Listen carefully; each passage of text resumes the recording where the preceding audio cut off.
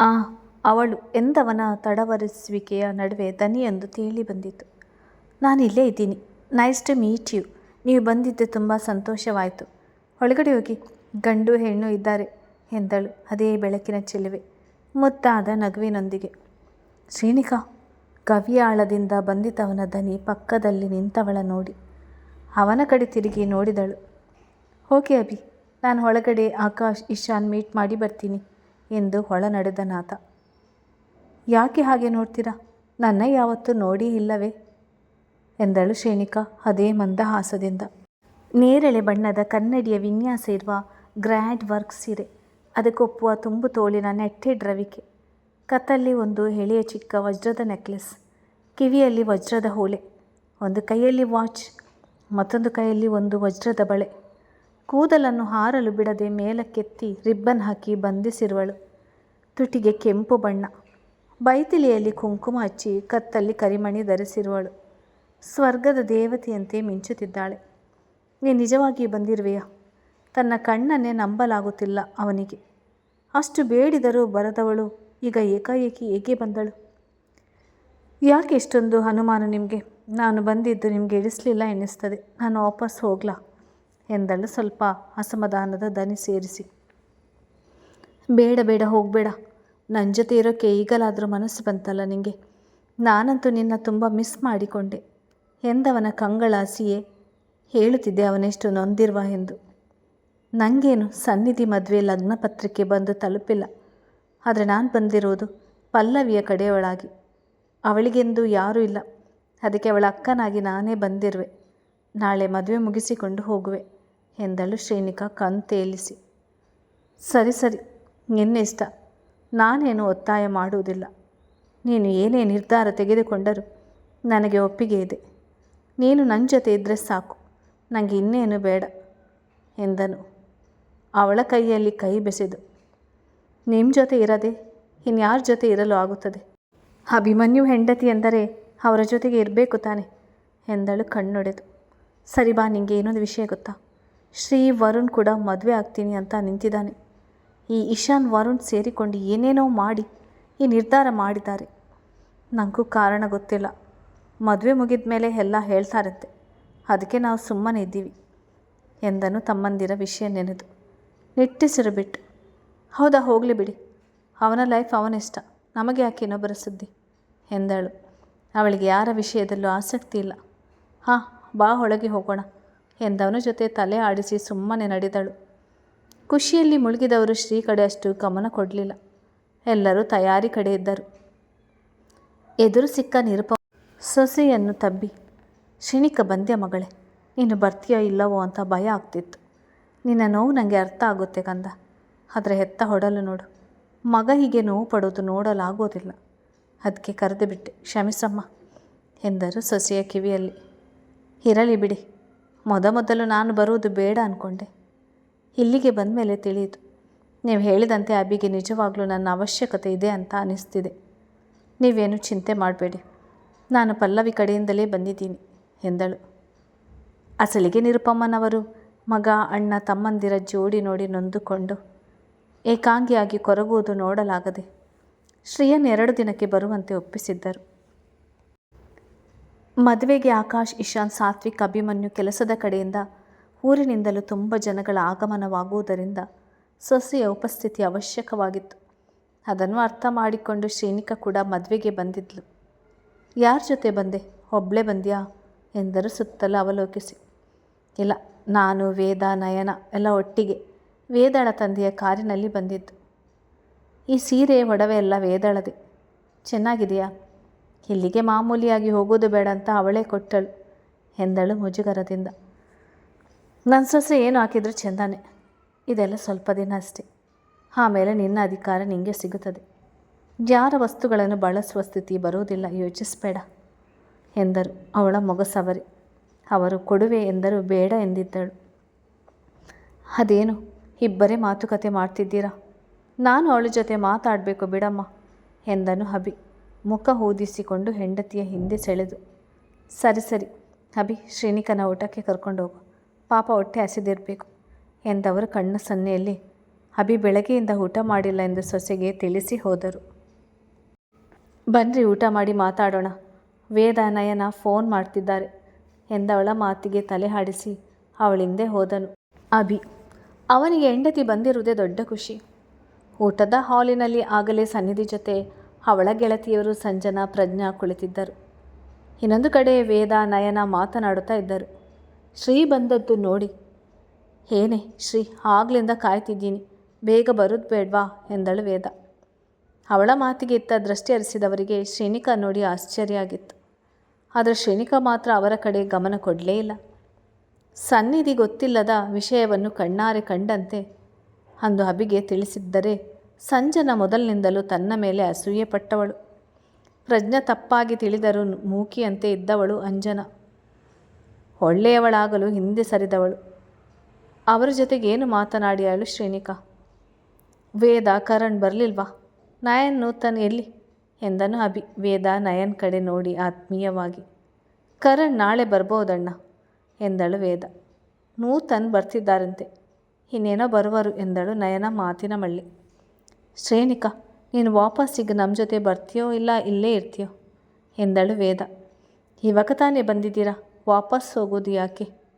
ಇವತ್ತು ಇಲ್ಲೇ ಉಳಿದುಕೊಂಡು ನಾಳೆ ಮದುವೆ ಮುಗಿಸಿಕೊಂಡು ಒಟ್ಟಿಗೆ ಹೋಗ್ಬೋದು ತಾನೆ ಎಂದನು ಅಭಿ ಮುಖ ಇಳಿಬಿಟ್ಟು. ಮನೆಯಲ್ಲಿ ಹೇಳಿ ಬಂದಿಲ್ಲ ಅಣ್ಣ, ಶ್ರೇಣಿಕನ ಬೇಕಾದರೆ ಉಳಿಸ್ಕೊಳ್ಳಿ, ನಾವೀಗ ನೂತನ್ ಬಂದಾಗ ಅವರ ಜೊತೆ ಹೋಗಿ ನಾಳೆ ಮದುವೆಗೆ ಬಂದಾಗ ಕರೆದುಕೊಂಡು ಹೋಗುವೆವು ಎಂದಳು ವೇದ. ಅವಳಿಗೂ ಗಂಡ ಹೆಂಡತಿ ಒಟ್ಟಿಗೆ ಸಮಯ ಕಳೆಯಲಿ ಎಂದು ಆಸೆ. ಶ್ರೇಣಿಕಾ, ಚೆನ್ನಾಗಿದ್ಯಾ? ಇವಾಗ ಬಂದಿದ್ಯಾ? ಬೆಳಿಗ್ಗೆ ಬರುವುದು ತಾನೆ ಎಂದಳು ಅಂಜನಾ ನಗುಮುಖದಿಂದ ಆತ್ಮೀಯವಾಗಿ ಮಾತನಾಡುತ್ತಾ. ನನಗೆ ಮದುವೆಗೆ ಬರಲು ಯಾರೂ ಆಮಂತ್ರಣ ಕೊಟ್ಟಿರಲಿಲ್ಲ ಅಕ್ಕ. ಪಲ್ಲವಿ ಮಧ್ಯಾಹ್ನ ಫೋನ್ ಮಾಡಿ ಕರೆದಳು, ಬಂದೆ ಅಷ್ಟೇ. ಪರೋಕ್ಷವಾಗಿ ಸನ್ನಿಧಿ ಮದುವೆಗೆ ಬಂದಿಲ್ಲವೆಂದು ಹೇಳಿದಳು. ಅಂಜನಾ ಜೊತೆ ಆ ಕಡೆ ಕುಳಿತಿದ್ದ ಉಳಿದವರಿಗೂ ಅವಳ ಮಾತು ಕೇಳಿತ್ತು.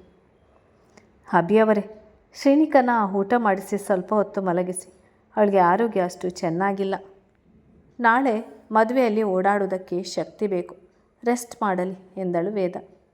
ಶ್ರೇಣಿಕಾ ಹೊರಗೆ ಹೋದರೆ ಅವಳ ಜೊತೆ ವರ್ಮ ಮನೆಯವರು ಮಾತನಾಡುವುದು ಇಷ್ಟವಿಲ್ಲದೆ ಸರಿ ಎಂದವನು ಹೆಂಡತಿಯ ಕಣ್ಣು ತುಂಬಿಕೊಳ್ಳುತ್ತಲೇ ಹೊಟ್ಟೆ ತುಂಬ ಊಟ ಮಾಡಿದನು. ಅತ್ತಿಗೆ, ನೀವೆಲ್ಲ ಊಟ ಮುಗಿಸಿ ಇಂದಿನ ಶಾಸ್ತ್ರ ಮಾಡುವ ಕಡೆ ಗಮನ ಕೊಡಿ, ನಾನು ಶ್ರೀನ ರೂಮಿಗೆ ಬಿಟ್ಟು ಬರ್ತೀನಿ ಎಂದವನು ಶ್ರೀ ಕೈ ಹಿಡಿದು ಎದ್ದು ಹೋದನು. ತಾನೂ ಎದ್ದ ವೇದ. ನೋಡಿ, ಇಷ್ಟೇ ವ್ಯತ್ಯಾಸ ಅಂದ ಅಭಿಯವರೇ ಶ್ರೇಣಿಕಾಗೆ ಅವಮಾನ ಮಾಡುವಾಗಲೂ ನೀವು ಸಂಬಂಧವೇ ಇಲ್ಲ ಎಂಬಂತೆ ನಡೆದುಕೊಂಡಿರಿ. ಈಗ ಅವಳು ಅದನ್ನೇ ಪುನರಾವರ್ತನೆ ಮಾಡುತ್ತಿದ್ದಾಳೆ. ಅವಳಿಲ್ಲಿ ಬಂದಿರೋದು 2 ದಿನ ಮದುವೆ ಮುಗಿಸಿಕೊಂಡು ಹೋಗಲು. ನೀವು ಅವಳ ಕೆಣಕಿ ಮನಸ್ಸು ಕೆಡಿಸಬೇಡಿ, ಮದುವೆ ಮಾಡುವ ಕಡೆ ಗಮನ ಹರಿಸಿ ಎಚ್ಚರಿಕೆ ಕೊಟ್ಟು ಪ್ರಜ್ಞಾಳನ್ನು ಗುರಾಯಿಸಿ ಎದ್ದಳು ವೇದ. ಅಂದು ಗೆಳತಿಗೆ ಆಗುವಾಗ ಅಲ್ಲಿಯೇ ಇದ್ದಳಲ್ಲ. ಮದುವೆ ಮನೆಯಲ್ಲಿ ಸಂತೋಷ ತುಂಬಿ ತುಳುಕುತ್ತಿತ್ತು. ಇಶಾನಂತೂ ತನ್ನ ಮದುವೆ ಎಂಬಂತೆ ಸಂಭ್ರಮ ಪಡುತ್ತಿದ್ದ. ವರುಣ್, ಇಶಾನ್, ಸಾತ್ವಿಕ್ ಮೂವರು ಒಟ್ಟಿಗೆ ಬೆಳೆದವರು. ವಯಸ್ಸಿನಲ್ಲಿ 2-3 ವರ್ಷದ ಅಂತರವಷ್ಟೆ. ಸನ್ನಿಧಿ ವಿಷಯದಲ್ಲಿ ಸಾತ್ವಿಕ್ ವಿಮುಖವಾದ ಮೇಲೆ ವರುಣ್, ಇಶಾನ್ ಜೋಡಿಯಾಗಿದ್ದರು. ಈಗ ಅವರ ಜೊತೆ ಹಳೆಯ ಸ್ನೇಹಿತರು ಸೇರಿ ಭರ್ಜರಿಯಾಗಿ ಸಂಗೀತ ಕಾರ್ಯಕ್ರಮ ಆಚರಿಸಿ ಯಶಸ್ವಿ ಮಾಡಿದ್ದರು. ಇಶಾನ್ ಜೊತೆ ಸೇರಿ ಮುಖ ಉರಿಸುವ ಭಾನುಮತಿ ಕೂಡ ಕುಣಿದದ್ದು ದೊಡ್ಡ ವಿಷಯ ಆಗಿತ್ತು. ಬಾಕಿ ಉಳಿದಿದ್ದು ಅಂದರೆ ಶ್ರೀ ಒಬ್ಬಳೆ ಅನ್ನಿಸ್ತದೆ. ಉಳಿದೆಲ್ಲರನ್ನು ಕುಣಿಸಿ ಬಿಟ್ಟಿದ್ದನು. ಕೊನೆಯ ಮದುವೆ ಫಂಕ್ಷನ್ ಎಂಬುದು ಒಂದು ಕಡೆ ಆದರೆ ವೈಯಕ್ತಿಕ ಖುಷಿಯು ಒಂದು ಕಡೆ ಕೂಡಿತ್ತು. ಅಲ್ಲಿ ನಿಲ್ಲಲಾಗದೆ ರೂಮ್ ಸೇರಿದ್ದಳು ಸನ್ನಿಧಿ. ಸಂಜನಾ ಹೇಳಿದ ಮಾತನ್ನು ಅರಗಿಸಿಕೊಳ್ಳಲು ಅವಳಿಂದ ಸಾಧ್ಯವಾಗಲಿಲ್ಲ. ವರುಣ್ ಈಗ ಪಲ್ಲವಿ ಸೊತ್ತು ಎಂಬುದೇ ಅವಳನ್ನು ಪದೇ ಪದೇ ಚುಚ್ಚುತ್ತಿತ್ತು. ಸನ್ನಿಧಿ ಅಂಜನಾ ಬಳಿ ವಿಚಾರಿಸಿದಾಗ, ನನಗೇನು ಗೊತ್ತಿಲ್ಲ ಸನ್ನಿಧಿ, ನಿನ್ನೆ ಇಶಾನ್ ಎಲ್ಲರನ್ನೂ ಮುಖ್ಯವಾಗಿ ಮಾತನಾಡಲು ಕರೆದಿದ್ದನು. ಅಲ್ಲಿ ವರುಣ್ ಏಕಾಏಕಿ ಬಂದವನು ಸನ್ನಿಧಿ ಮದುವೆ ಜೊತೆ ಪಲ್ಲವಿ ಮದುವೆಯನ್ನು ಮಾಡಬೇಕು. ಅವಳಿಗೆ ಯಾರೂ ಇಲ್ಲ. ನಾವು ತೆಗೆದುಕೊಂಡ ಕೇಸ್ ಇತ್ಯರ್ಥ ಆಗಿದೆ. ಅದು ಕೋರ್ಟ್ ಸೇರಿದರೆ ಸಾಕ್ಷಿ ಹೇಳಲು ಪಲ್ಲವಿ ಬೇಕು. ಅಲ್ಲಿಯವರೆಗೂ ಅವಳು ಜೀವಂತವಾಗಿ ಉಳಿಯುವಳೆಂಬುದು ನನಗೆ ನಂಬಿಕೆ ಇಲ್ಲ. ಅದಕ್ಕೆ ಅವಳ ಸುರಕ್ಷತೆ ಸಲುವಾಗಿ ಈ ಮದುವೆ ಎಂದನು. ನಾವು ಅವನ ಯೋಚನೆ ಸರಿ ಇದೆ ಎಂದು ಒಪ್ಪಿಕೊಂಡೆವು. ಈ ವಿಷಯ ಹೀಗೊಂದು ತಿಂಗಳು ಮುಂಚೆ ರಮೇಶ್ ಮಾವ ಅಶೋಕ್ ಮಾವನಿಗೆ ಹೇಳಿದಂತೆ ಅವರು ಭಾನುಮತಿ ಅತ್ತೆಯನ್ನು ಒಪ್ಪಿಸಿದು ಎಂದಿದ್ದಳು ಅಂಜನಾ ಅರ್ಧ ಸತ್ಯ ಹೇಳಿ. ಯಾಕಾಗಿ ವರುಣ್ ಈ ರೀತಿ ನಿರ್ಧಾರ ತೆಗೆದುಕೊಂಡ? ಪಲ್ಲವಿ ಅನಾಥೆ ಎಂದ ಹಾಗಾಗಿದ್ದರೆ ಬೇರೆಯವರೊಂದಿಗೆ ಮದುವೆ ಮಾಡಿಸ್ಬೇಕಾಗಿತ್ತು. ಅದು ಬಿಟ್ಟು ಇವನೇ ಮದುವೆ ಆಗುವೆನೆಂದರೆ ಹೇಗೆ ಸಾಧ್ಯ? ಭಾನುಮತಿ ಅತ್ತೆ ಅಷ್ಟು ಸುಲಭವಾಗಿ ಒಪ್ಪೋದಿಲ್ಲ. ಇದೇಗೆ ಒಪ್ಪಿದರು? ಛೇ, ವರುಣ್ ಇನ್ನೊಬ್ಬರ ಜೊತೆ ಹೇಗೆ ತಾಳಿ ಕಟ್ಟಿಸಿಕೊಳ್ಳಲಿ? ಅವನನ್ನು ಇನ್ನೊಬ್ಬರ ಗಂಡನಾಗಿ ಹೇಗೆ ನೋಡಲಿ? ಭಗವಂತ, ಯಾಕಪ್ಪ ಇಂಥ ಕಷ್ಟ ನನಗೆ? ಅಭಿಪ್ರಾಯ ಕೇಳೋಣ ಅಂದರೆ ಶ್ರೇಣಿಕಾ ಅತ್ತಿಗೆ ವಿಷಯವಾಗಿ ನಾನು ಸುಳ್ಳು ಹೇಳಿದ್ದೀನಿ ಅಂತ ಕೋಪ ಮಾಡಿಕೊಂಡಿದ್ದಾನೆ. ಈಗ ಬೇರೆ ಅತ್ತಿಗೆ ಬಂದಿದ್ದರೆ ಇನ್ನೂ ನನಗೆ ಸಹಾಯ ಮಾಡುವುದು ಡೌಟ್. ಒಳಗೊಳಗೆ ಕೊರಗುತ್ತಿದ್ದಳು ಸನ್ನಿಧಿ. ತಾನು ಇನ್ನೊಬ್ಬನ ಮದುವೆಯಾಗಲು ನಿರ್ಧಾರ ಮಾಡಿದಾಗ ಆಗದ ಸಂಕಟ ಅವನ ಇನ್ನೊಬ್ಬರ ಜೊತೆ ನೋಡಲಾಗುತ್ತಿದೆ. ಆದರೆ ವರುಣ್ ಯಾವ ಚಿಂತೆಯನ್ನು ಮಾಡದೆ ಚೆನ್ನಾಗಿ ಕುಣಿದು ಕುಪ್ಪಳಿಸುತ್ತಿದ್ದನು. ಅವನ ಈ ಪರಿಯ ಖುಷಿಗೆ ಕಾರಣವಾದರೂ ಏನು? ಮದುವೆ ಮಂಟಪದಲ್ಲಿರುವ ತಾನಿದ್ದ ರೂಮಿಗೆ ಶ್ರೇಣಿಕಳ ಕರೆದುಕೊಂಡು ಬಂದಿದ್ದನು ಅಭಿಮನ್ಯು. ಕೈ ಬಿಟ್ಟರೆ ಎಲ್ಲಿ ದೂರ ಹೋಗೋಳೋ ಎಂಬಂತೆ ಅವಳ ಕೈ ಬಿಗಿಯಾಗಿ ಹಿಡಿದು ಹುಷಾರಾಗಿ ಕರೆತಂದನು. ಸುತ್ತಲೂ ನೋಡುತ್ತಾ ಅವನೊಂದಿಗೆ ಹೆಜ್ಜೆ ಸೇರಿಸಿದಳು ಶ್ರೇಣಿಕಾ. ರೂಮಿಗೆ ಕರೆತಂದವ ಬಾಗಿಲು ಲಾಕ್ ಮಾಡಿದನು. ಚಿಕ್ಕ ರೂಮ್, ಒಂದು ಬಾತ್ರೂಮ್ನ ಒಂದು ಮಂಚ ಇತ್ತು. ಅದರ ಜೊತೆಗೆ ಒಂದು ಬ್ಯಾಗ್ ಇತ್ತಷ್ಟೇ. ಬಂದ ಅತಿಥಿಗಳು ಉಳಿದುಕೊಳ್ಳಲು ಮಾಡಿದ್ದ ರೂಮ್ ಅದು. ಶ್ರೇಣಿಕಳನ್ನು ಮಂಚದ ಮೇಲೆ ಕೂರಿಸಿದವ ಅವಳ ಮಡಿಲಿಗೆ ತಲೆ ಇಟ್ಟಿದ್ದ. ಇಷ್ಟು ದಿನ ಸಿಗದ ನೆಮ್ಮದಿ ಅವಳ ಮಡಿಲಿನಲ್ಲಿ ಸಿಕ್ಕಿತವನಿಗೆ. 3 ದಿನದಿಂದ ಸನ್ನಿಧಿ ಮದುವೆ ಸಲುವಾಗಿ ಮನೆಯ ಹೆಂಗಸರೆಲ್ಲ ಗಂಡಂದಿರ ಅಲಂಕಾರದ ಬಗ್ಗೆ ತಾವೇ ನಿರ್ಧರಿಸುವಾಗ ತನಗಾಗಿ ಹೆಂಡತಿ ಇಲ್ಲ ಎಂದು ಎಷ್ಟು ವ್ಯಥೆಪಟ್ಟನು. ಅಣ್ಣ ತಮ್ಮಂದಿರ ಹೆಂಡತಿಯರು ಅದು ಮಾಡಿ ಇದು ಮಾಡಿ ಈ ಶರ್ಟ್ ಧರಿಸಿ ಎಂದು ಗಂಡಂದಿರಿಗೆ ಹೇಳುವಾಗ ತನಗಾರು ಹೇಳುವವರಿಲ್ಲ ಎಂದು ನೋವು ಪಟ್ಟನು. ಅವನ ನೋವನ್ನು ದೊಡ್ಡ ಮನಸ್ಸು ಮಾಡಿ ಮದುವೆಗೆ ಬಂದು ದೂರ ಮಾಡಿದ್ದಳು ಶ್ರೇಣಿಕಾ. ನೀನು ಬರಲ್ಲ ಅಂತ ತಿಳ್ಕೊಂಡಿದ್ದೆ ಕಣೆ. ನಾಳೆ ತುಂಬ ಜನ ಫ್ರೆಂಡ್ಸ್ ಬರೋರು. ಅವರೆಲ್ಲ ನಿನ್ನ ಕೇಳಿದರೆ ಏನು ಹೇಳೋದಂತ ನಾನು ನಾಳೆ ಹೊರಗೆ ಹೋಗದೆ ಬೇಡ ಅಂತ ನಿರ್ಧಾರ ಮಾಡಿದ್ದೆ ಎಂದನು ನೋವಿನ ದನಿಯಲ್ಲಿ. ಅವನ ಕೂದಲಲ್ಲಿ ಬೆರಳು ಆಡಿಸಿ, ಯಾಕೆ? ಹೆಂಡತಿ ಎಲ್ಲೋ ಊರಿಗೆ ಹೋಗಿದ್ದಾಳೆ, ಸದ್ಯಕ್ಕೆ ಬಂದಿಲ್ಲ ಅಂತ ಹೇಳಬೇಕು. ಅದಕ್ಕೆ ಕದ್ದು ಕೂರುವುದು ಏನಿದೆ ಎಂದಳು ಹುಸಿ ಕೋಪದಿಂದ. ಮನೆಯಲ್ಲಿ ಇಷ್ಟು ಆಡಂಬರದ ಮದುವೆ ಇಟ್ಕೊಂಡು ಹೆಂಡತಿ ಊರಿಗೆ ಹೋಗಿದ್ದಾಳೆ ಅಂದರೆ ಯಾರಾದರೂ ನಂಬುವರ ಹೇಳು ಎಂದನು ಅವಳೆಡೆಗೆ ಕಣ್ಣಾಡಿಸಿ. ಅದು ನಿಜಾನೇ ಬಿಡಿ, ಹೋಗಲಿ, ಈಗ ನಾನು ಬಂದಿದ್ದೇನಲ್ಲ ಎಂದಳು. ಅವನ ಮಾತಿನಿಂದ ಅವಳಿಗೂ ತಾನು ಬರದಿದ್ದರೆ ಆತ ಎಷ್ಟು ಮುಜುಗರಕ್ಕೆ ಒಳಗಾಗಬೇಕಾಗುತ್ತದೆ ಎಂದು ಅಂದಾಜಾಯಿತು. ಈಗ ಹೇಗೋ ಬಂದಿದ್ಯಲ್ಲ, ಹೀಗೆ ನನ್ನ ಜೊತೆ ಎದ್ದು ಬಿಡು ಶ್ರೀ. ಇನ್ಯಾವತ್ತೂ ನಿನಗೆ ನೋವು ಕೊಡೋಲ್ಲ. ಮನೆಯವರು ನಿನ್ನ ಹತ್ರ ಕ್ಷಮೆ ಕೇಳ್ತೀವಿ ಅಂತ ಹೇಳಿದ್ದಾರೆ ಎಂದನು ಅವಳ ಕೈಯನ್ನು ತನ್ನ ಕೆನ್ನೆಗೆ ಹೊತ್ತಿಕೊಂಡು. ಬರ್ತೀನಿ ರೀ, ಆದರೆ ಅದಕ್ಕಿಂತ ಮುಂಚೆ ತುಂಬ ವಿಚಾರ ಇತ್ಯರ್ಥ ಆಗಬೇಕು. ನಿಮಗನಿಸುತ್ತಾ ನೀವು ನೋಡ್ತಿರೋದೆಲ್ಲ ಸತ್ಯ ಅಂತ ಎಂದಳು ಗಂಭೀರವಾಗಿ. ಗೊತ್ತಿಲ್ಲ ಕಣೆ, ನಾನು ಸರಿಯಾಗಿ ಯಾರನ್ನು ಜಡ್ಜ್ ಮಾಡೋಲ್ಲ ಅನಿಸುತ್ತದೆ. ಆದರೆ ನೀನು ಹೋದ್ಮೇಲೆ ಒಂದಂತೂ ಅರ್ಥ ಆಗಿದೆ. ಎಲ್ಲರೂ ಒಂದು ಹೊತ್ತು ಊಟ ಕೊಡ್ಬೋದು, ಸಹಾಯ ಮಾಡ್ಬೋದು. ಆದರೆ ಹೆಂಡತಿ ಥರ ಯಾರು ನಮಗೆ ಉಪಚಾರ ಮಾಡೋಲ್ಲ ಅಂತ. ಗಂಡನಿಗೆ ಹೆಂಡತಿನೇ ಮುಖ್ಯ ಎಂದನು ಅವಳ ಕೈ ಚುಂಬಿಸಿ. ಯಾಕೆ ಈ ಥರ ಹೇಳ್ತಿದ್ದೀರಾ? ಮನೆಯಲ್ಲಿ ಯಾರಾದರೂ ಏನಾದರೂ ಅಂದ್ರ? ಇಲ್ಲ ನಿರ್ಲಕ್ಷ್ಯ ಮಾಡಿದ್ರಾ ಎಂದಳು ಆತಂಕದಿಂದ, ಗಂಡನನ್ನು ತನ್ನ ವಿಷಯವಾಗಿ ನೋಯಿಸಿದರೆ ಎಂದುಕೊಂಡು. ಇಲ್ಲ ಇಲ್ಲ, ಆದರೆ ಎಲ್ಲರವರವರ ಕೆಲಸದಲ್ಲಿ ಬ್ಯುಸಿ ಅನಿಸುತ್ತೆ. ಮದುವೆ ಮುಂಚೆ ಎಲ್ಲ ಕೆಲಸದವರು ಮಾಡ್ತಿದ್ರು. ಕೆಲವೊಂದು ವಿಷಯಗಳಲ್ಲಿ ಅಮ್ಮ ದೊಡ್ಡಮ್ಮ ಅತ್ತಿಗೆ ಸಹಾಯ ಮಾಡ್ತಿದ್ರು. ಈಗ ನೀನು ನನಗೆ ಅಭ್ಯಾಸ ಆಗಿದೆ ಅಲ್ವಾ, ನಾನಾಗಿ ಕೇಳುವವರೆಗೂ ಯಾರೂ ಏನು ಮಾಡೋಲ್ಲ ಎಂದನು. ಅವ ಯಾವ ಅರ್ಥದಲ್ಲಿ ಹೇಳಿದನು? ನಾನೊಂದು ವಿಷಯ ಹೇಳಬೇಕು ರೀ, ಇದಕ್ಕೆ ನಿಮ್ಮ ಒಪ್ಪಿಗೆ ಬೇಕು ಎಂದಳು ನಿಧಾನವಾಗಿ. ಹೇಳು ಎಂದನು ಗೊಂದಲದಲ್ಲಿ. ಅದು ರೀ, ಇಶಾನ್ ನಿನ್ನೆ ಫೋನ್ ಮಾಡಿದರು. ನನ್ನ ಆಕ್ಸಿಡೆಂಟ್ ಆಗಿತ್ತಲ್ಲ, ಅದು ಉದ್ದೇಶಪೂರ್ವಕವಾಗಿ ಆಗಿದೆ. ಅದರ ಆರೋಪಿ ಸಿಕ್ಕಿದ್ದಾನೆ. ಅವನನ್ನು ನಾಡಿದ್ದು ಕೋರ್ಟ್ಗೆ ಪ್ರೊಡ್ಯೂಸ್ ಮಾಡ್ತೀನಿ. ನೀವು ಬಂದು ಸಾಕ್ಷಿ ಹೇಳಬೇಕು ಅಂತ ಹೇಳಿದರು ಕಣ್ರಿ. ನೀವು ಹ್ಞೂ ಅಂದರೆ ಹೋಗ್ತೀನಿ ಎಂದಳು ಅವನ ಮೊಗದಿಟ್ಟಿಸಿ. ಅದಕ್ಕೇನು, ಹೋಗು. ಇದರ ಬಗ್ಗೆ ಅವನು ನನಗೇನು ಹೇಳಿಲ್ಲ. ಮನೆಯವರ ಮಾತು ಕೇಳಿ ನಿನ್ನ ಹೊರಗೆ ಹಾಕಿದೆ ಅಂತ ನನ್ನ ಮೇಲೆ ಕೋಪ ಅವನಿಗೆ. ಸರಿಯಾಗಿ ಮಾತು ಆಡ್ತಿಲ್ಲ. ನಿಂಗೆ ಆಕ್ಸಿಡೆಂಟ್ ಆದಾಗ ಅವನೇ ಹಿಂಸೆ ಮಾಡಿ ಕೇಸ್ ಕೊಡಿಸಿದ್ದ. ಈಗ ಆರೋಪಿ ಸಿಕ್ಕಿದ್ದಾನೆ ಅಂದರೆ ಏನಾದರೂ ಮುಖ್ಯ ಕಾರಣ ಇರುತ್ತೆ, ಹೋಗು ಎಂದನು. ಅವನ ಮಾತಿನಲ್ಲಿ ಸತ್ಯ ಇತ್ತು. ನನ್ನ ಕೊಲ್ಲುವಷ್ಟು ದ್ವೇಷ ಯಾರಿಗಿದೆ ಅಂತ ನಾನು ನೋಡಬೇಕು, ಮತ್ತು ಕಾರಣನೂ ತಿಳ್ಕೋಬೇಕು ಎಂದಳು ಯಾವುದೋ ಯೋಚನೆಯಲ್ಲಿ.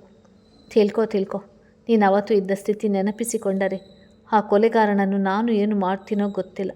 ಅದಕ್ಕೆ ನಾನು ಬರೋಲ್ಲ. ನೀನೋಗಿ ಧೈರ್ಯವಾಗಿ ಸಾಕ್ಷಿ ಹೇಳಿ ಬಾ, ಹೆದರಬೇಡ. ವರುಣ್, ಇಶಾನ್ ಇರ್ತಾರೆ, ನಿಮ್ಮ ಭಾವ ಸಾತ್ವಿಕ್ ಬರ್ಬೋದು ಎಂದನು. ಇಶಾನ್, ವರುಣ್ ಓಕೆ, ಆದರೆ ಸಾತ್ವಿಕ್ ಭಾವ ಬೇಡ ರೀ. ಅವರದು ಸನ್ನಿದು ಒಂಥರ ಮನಸ್ಥಿತಿ, ನನಗೆ ಇಷ್ಟ ಇಲ್ಲ. ಇಶಾನ್ ಕಾಲೇಜ್ ದಿನಗಳಲ್ಲಿ ಸಂಜನನ್ನು ಪ್ರೀತಿ ಮಾಡುವಾಗ ನನ್ನ ನಿರ್ಲಕ್ಷ್ಯ ಮಾಡಿದನು. ಈಗ ನಾನು ಅವನ ಅತ್ತಿಗೆ ಆಗಿ ಹೋಗಿದ್ದೀನಿ.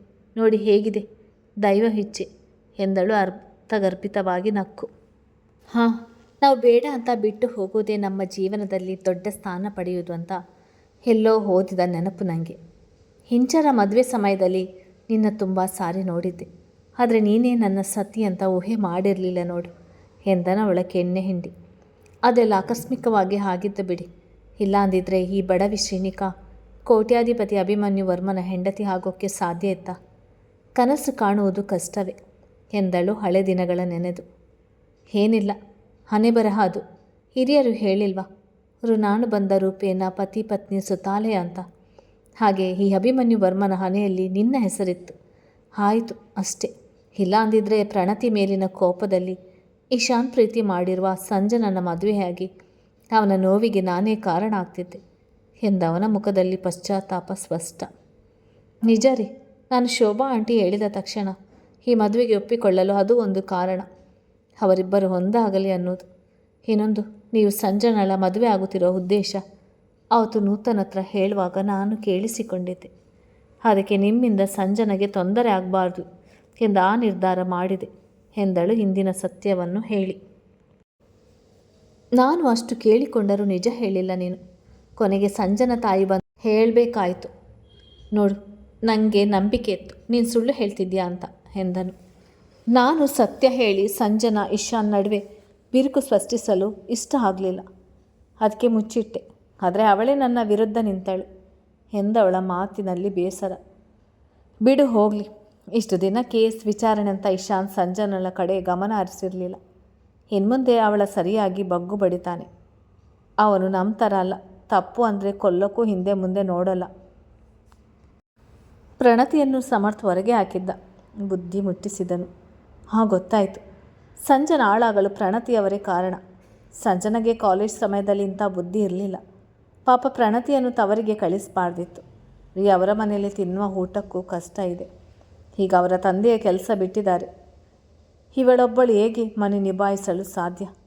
ನೀವೊಮ್ಮೆ ಸಮರ್ಥ್ಗೆ ಹೇಳಿ ನೋಡಿ ಎಂದಳು ಕರುಣೆಯಿಂದ. ಕಾಲೇಜ್ ಸಮಯದಿಂದ ಸಂಜನ ಮನೆ ಸ್ಥಿತಿ ಗೊತ್ತು ಅವಳಿಗೆ. ಬೇಡ, ಅವಳಿಗೆ ಅವನು ಕೊಟ್ಟ ಶಿಕ್ಷೆ ಕಡಿಮೆ. ಯಾವ ತಪ್ಪಿಗಾದರೂ ಕ್ಷಮೆ ಕೊಡೋಣ, ಆದರೆ ಒಂದು ತುಂಬು ಗರ್ಭಿಣಿ ಪ್ರಾಣ ತೆಗೆಯುವ ನಿರ್ಧಾರ ಮಾಡಿರುವುದು ತಮಾಷೆ ವಿಷಯನ ಹೇಳು ಎಂದನು. ಅವನ ಮುಖದಲ್ಲಿ ಕೋಪ ಕಾಣಿಸಿತು. ಗಂಡನ ಕೋಪ ನೋಡಿ ತಪ್ಪೇ ಬಿಡಿ, ಈಗ ಯೋಚನೆ ಮಾಡಿ ಏನು ಪ್ರಯೋಜನ ಇಲ್ಲ. ಕಾಲೆಯ ತಸ್ಮೈ ನಮಃ ಅಷ್ಟೇ ಎಂದಳು ಆಕಲಿಸುತ್ತಾ. ನಿನಗೆ ನಿದ್ದೆ ಬರ್ತಿದೆ ಅನಿಸುತ್ತೆ, ಮಲಗು ಬಾ ಎಂದು ಅವಳ ಮಡಿಲಿನಿಂದ ಎದ್ದು ತಾನೇ ಹಾಸಿ ಅವಳ ಮಲಗಿಸಿದನು. ಬೆಳಿಗ್ಗೆ ಬೇಗ ಎಬ್ಬಿಸಿ, ತಡವಾದರೆ ಕಷ್ಟ. 2 ಮದುವೆ ಶಾಸ್ತ್ರಗಳಿದ್ದಾವೆ, ನಾನು ಸಹಾಯ ಮಾಡ್ತೇನೆ ಎಂದಳು ಆಯಾಗಿ ಮಲಗಿ. ಅವರೆಲ್ಲ ನೋಡ್ಕೊಳ್ತಾರೆ. ಮೊದಲು ಪಲ್ಲವಿ ಮದುವೆ, ನಂತರ ಸನ್ನಿಧಿ ಮದುವೆ ಇರೋದು. ಏನು ತಡೆ ಆಗೋಲ್ಲ. ನಿಧಾನವಾಗಿ ಎದ್ದು ತಯಾರಾಗಿ ಬಾ. ನಿನಗೆ ಸೀರೆ ಒಡವೆ ತರಬೇಕಾಗಿತ್ತು, ಮನೆಯಲ್ಲೇ ಇದೆ ಎಂದನು ಚಿಂತೆಯಿಂದ. ಬೇಡ, ವೇದಳೆ ಎಲ್ಲ ರೆಡಿ ಮಾಡಿ ಬ್ಯಾಗ್ಗೆ ಹಾಕಿ ಕೊಟ್ಟಿದ್ದಾಳೆ, ಅದೇ ಸಾಕು. ನಾನು ಈ ಮನೆಗೆ ಕಾಲಿಡುವವರೆಗೂ ಅಲ್ಲಿ ಅದು ಏನನ್ನು ಮುಟ್ಟಲ್ಲ ಎಂದಳು ದೃಢವಾಗಿ. ಸರಿ, ನೀನು ಮಲಗು, ನಾನು ಹೊರಗಡೆ ಏನಾದರೂ ಕೆಲಸ ಇದೆಯಾ ನೋಡ್ತೀನಿ ಎಂದು ಹೊರಟು ನಿಂತವನ ಕೈ ಹಿಡಿದು ಎಳೆದು, ಏನು ಬೇಡ, ಮಲಗಿ ಬನ್ನಿ. ನೀವು ಸರಿಯಾಗಿ ನಿದ್ದೆ ಮಾಡದೆ ಕಣ್ಣು ಊದಿಕೊಂಡಿದೆ. ಈಗ ಇನ್ನೇನು ಶಾಸ್ತ್ರ ಇಲ್ಲ, ಬೆಳಿಗ್ಗೆ ಬೇಗ ಎದ್ದರೆ ಆಯಿತು ಎಂದವಳ ಮಾತು ನಿರ್ಲಕ್ಷ್ಯ ಮಾಡದೆ ತೆಪ್ಪಗೆ ಅವಳ ಪಕ್ಕ ಅಡ್ಡಾದನು. ಅವನ ಎದೆಗೆ ತಲೆ ಇಟ್ಟವಳಿಗೆ ತುಂಬ ದಿನಗಳ ನಂತರ ತನ್ನ ಜಾಗಕ್ಕೆ ಮರಳಿದ ಅನುಭವ. ರೀ, ನನಗೋಸ್ಕರ ಒಂದು ಹಾಡು ಹೇಳಿ. ಯಾವುದು ಹೇಳ್ತೀರಾ ನೋಡೋಣ ಎಂದಳು ಅವನ ಬಳಸಿ. ನಕ್ಕವನು ಸ್ವಲ್ಪ ಯೋಚಿಸಿ, ಹುತ್ತರೆ ಹುತ್ತರೆ ಚಂದ ನೀ ನಕ್ಕರೆ, ಹತ್ತಿರ ಬಂದರೆ ಇನ್ನೂ ಚಂದ ಹುತ್ತರೆ. ಹೆಂಡತಿಯ ಬಿಗಿಯಾಗಿ ಬಳಸಿ ರಾಗ ಸೇರಿಸಿದವನ ಇಷ್ಟು ದಿನ ಸತಾಯಿಸಿದ ನಿದ್ರಾದೇವಿ ಬೇಗ ಅಪ್ಪಿಕೊಂಡಳು. ಕಥೆ ಮುಂದುವರಿಯುತ್ತದೆ. ಹಾಗೆ ಯಾರೆಲ್ಲ ನನ್ನ ಚಾನಲನ್ನು ಸಬ್ಸ್ಕ್ರೈಬ್ ಮಾಡಿಲ್ಲ ಅವರು ದಯವಿಟ್ಟು ನನ್ನ ಚಾನಲನ್ನು ಸಬ್ಸ್ಕ್ರೈಬ್ ಮಾಡಿ, ಲೈಕ್ ಆ್ಯಂಡ್ ಶೇರ್ ಮಾಡಿ.